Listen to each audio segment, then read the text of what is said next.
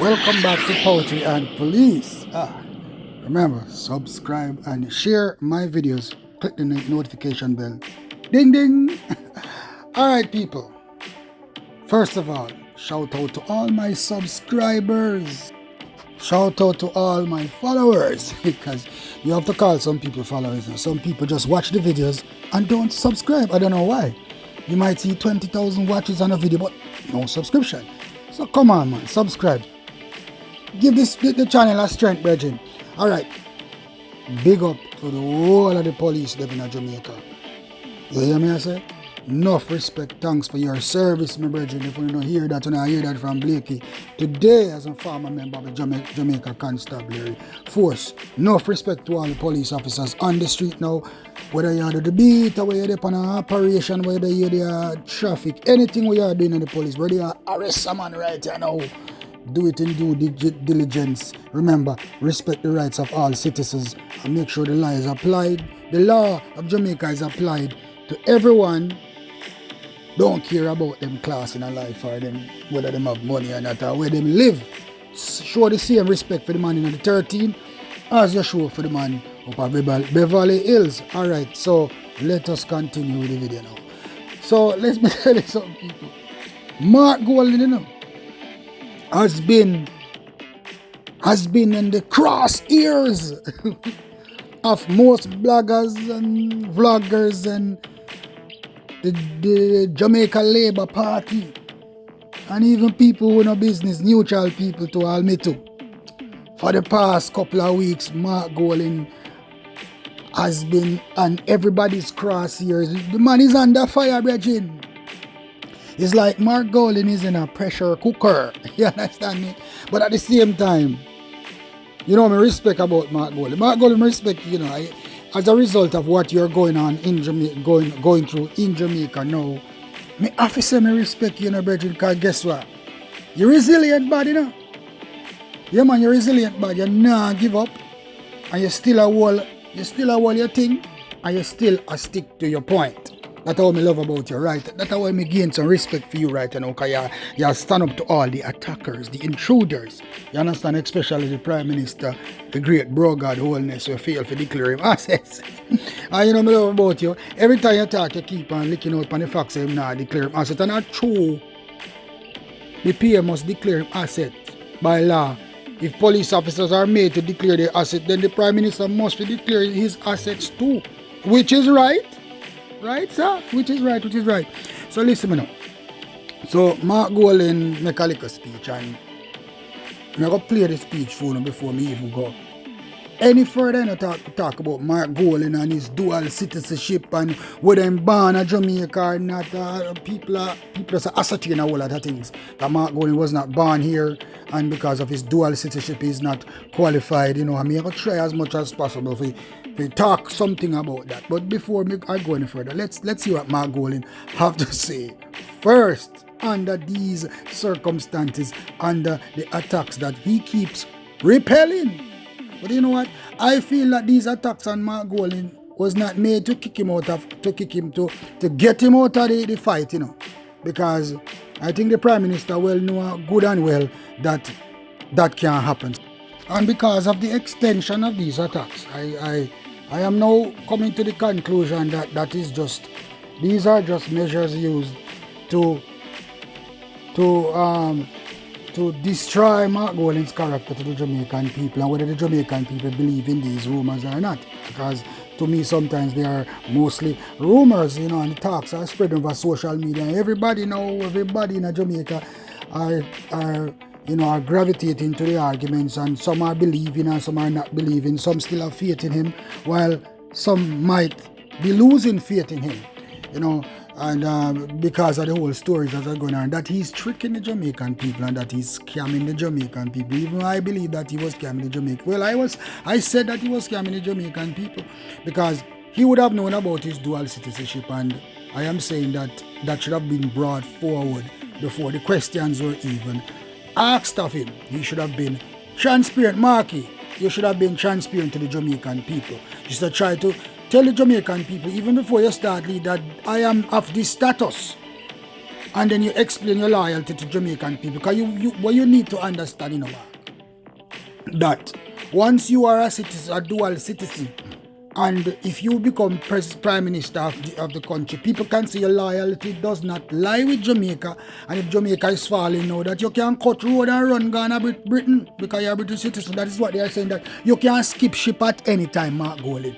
So the thing is, your loyalty is being questioned, Mark Golding. Not your dual citizenship, brother, but your loyalty is being questioned. And it is up to the Jamaican people, including myself, to believe that you can be loyal to Jamaica even though you have a dual citizenship. Understand? But like I said before, I respect the fact that you're still standing your ground, Mr. Golding. You know what I mean?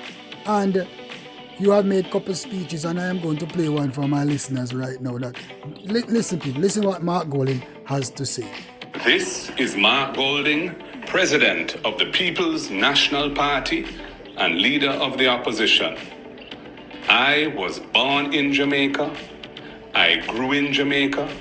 I have only ever worked in Jamaica, and I'm not leaving Jamaica, land we love. And I can tell you, I am not one of the illicit six, and my statutory declarations to the Integrity Commission have been certified and published for all years through to and including 2022, and my declaration for 2023 was filed in time by the March deadline in accordance with the law. God bless you all. So viewers and subscribers, so you have heard what Mark Golding have said. So he has pointed out the fact that he was born in Jamaica. He has also pointed out the fact that he is not a part of the illicit six. And most importantly, he have pointed out the fact that he has filed his taxes and he has declared his assets. Now, you know why he said that? He is saying that because he wants to point out to you that the great Prime Minister Brogard has not declared his assets, even though it has been requested for some time now. And he, as a police officer, had to declare my assets, although I don't work nothing. Then you need to declare your assets. And every politician should declare their assets. But let me tell you something. So now, it is declared that Mark Golding has a dual citizenship. Yes, he has a dual citizenship. There's no doubt that he has a dual citizenship now. And he's also saying that he was born in Jamaica. Can anybody refute the fact, beyond a shadow of a doubt, that Mark Golding was not born in Jamaica? No. If Mark Golding was born in Jamaica, that would mean that Mark Golding is a citizen of Jamaica by birth, just like me. I'm a citizen of Jamaica by birth, but now I'm a United States citizen, and I have sworn allegiance to the United States. He derived citizenship from his parents who were British citizens, just like my kids have derived citizenship from me. So they did not have to swear like I did, because they derived citizenship from me. And that is what is Mark Golding's situation. They're saying that Mark Golding derived citizenship from his parents as my kids with me. No. Former Prime Minister Edward Seaga, his birthday was just passed, who himself renounced his United States citizenship in 2007 from the United States. But what you need to understand, people of Jamaica, that the difference between if you have a dual citizenship and that citizenship is of the United States, that is called that is different from being a citizen of Britain, because Britain is a part of the Commonwealth. Now, America can be called a different power, a different state, a different power. You understand me? It is not part of the Commonwealth. So if you have a dual citizenship, and the law stated clearly, people, listen, I'm going to read something to you, people. It is important to note that Section 39 of the Constitution specifies that a foreign power is a non-Commonwealth country. So therefore, America is a non-Commonwealth country. So Edward Seaga had to give up his United States citizenship, because United States is a foreign power, is considered a foreign power and not a member of the Commonwealth. Understand? It is also stated that citizens of Commonwealth countries who have been resident in Jamaica 12 months are thus eligible to sit in Parliament. You heard that, people? Now, Section 40, subsection 2 of the Jamaica Constitution specify that no person shall be qualified to be appointed as senator or elected as a member of the House of Representatives who, by virtue of his own act, this is the key word, people, the key sentence, who by virtue of their own act, under any acknowledgement of allegiance, obedience, or adherence to a foreign power or state. Now, people, this means that if Mark Golding derived citizenship from his British parent, like my children have derived citizenship from me being a citizen of America. I swore allegiance to America, but my children did not, because they derived citizenship. So in Mark Golding's case, if he derived citizenship from his parent, then he did not have to swear to be a British citizen. All his parents had to do was just apply for his British book. That's all they needed to do in Mark Golding's case. So it comes back down to the part where he said by virtue of his own act. So Mark Golding, upon deriving citizenship as a result of his parents, it was not of his own act, my friends, and that it has said to you directly. You understand me? And people are misunderstanding, and people are, I think we are running down. I mean, most of what is going on is a wild goose chase, brethren. You just apply to get people to just back off a market. Oh, market. Like me, I say, you should have told the Jamaican people your status, my brethren. That me, I say, that is all you needed to do.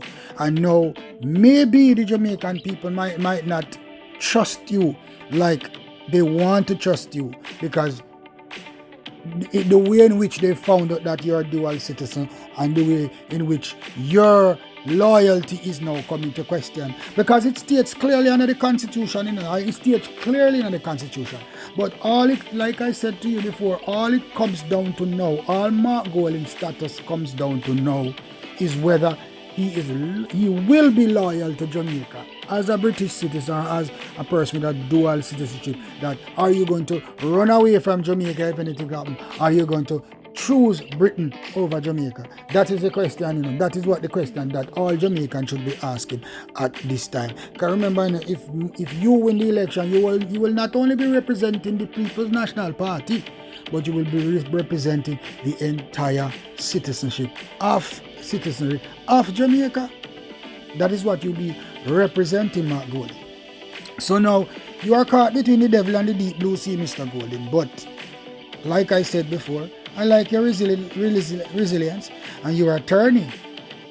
And I know you knew the law, and that's why you have not backed down as far as I'm concerned. That's why you're not back down, because you know what is going on. And let me tell you something, people. This is what the Jamaican people need to understand. That this dual citizenship has been used over and over again, where politicians seem to use this dual citizenship to discredit their opponents. You understand me? Because if you can remember clearly, in 2007, there was an election in I think it was in West Portland, and the race was against Abe Dabdoo and Darrell Vaz. And Darrell Vaz had won the election. And Abe Dabdoo had taken out a lawsuit against Mr. Vaz that he was not qualified to sit in that post because he had dual citizenship. And the election, it was cancelled. You understand me? The winnings were taken away from Darrell Vaz. Why?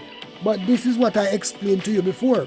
That Darrell Vaz was born in Jamaica as being a Jamaican citizen by birth.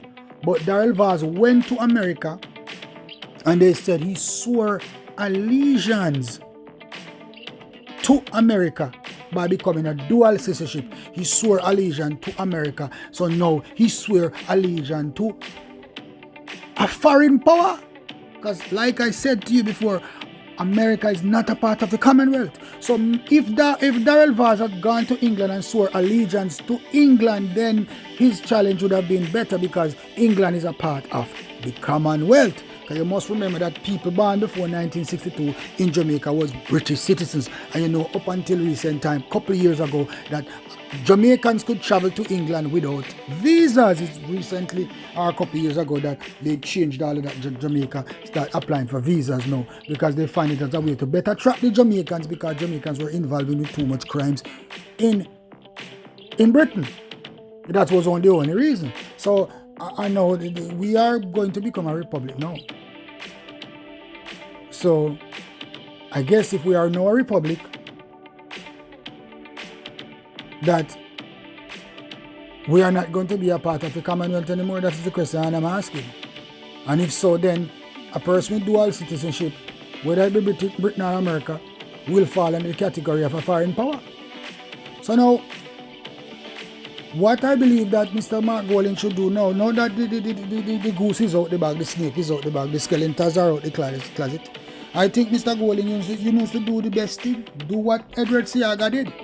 And renounce your citizenship to Britain. That's all you need to do. And I believe Mr. Golding can show to the Jamaican people your loyalty to our politics and your loyalty to our people and the love that you are declaring for our people. I think that is what you need to do, follow the footsteps of Edward Seaga. Even though Britain is still a part of the Commonwealth and it's not classified as a foreign power and it makes you legal to run for office. But I believe that you should, sir, to get back the trust of the Jamaican people, so that the Jamaican people the people who believe in you, do not feel swindled. I believe that you are supposed to come public and denounce your British citizenship. I'm not asking you to come and show no birth certificate because I have spoken to people who know that you were born here, sir, and you went to school here. So that will suffice for me. But I think you need to denounce your ties with Britain.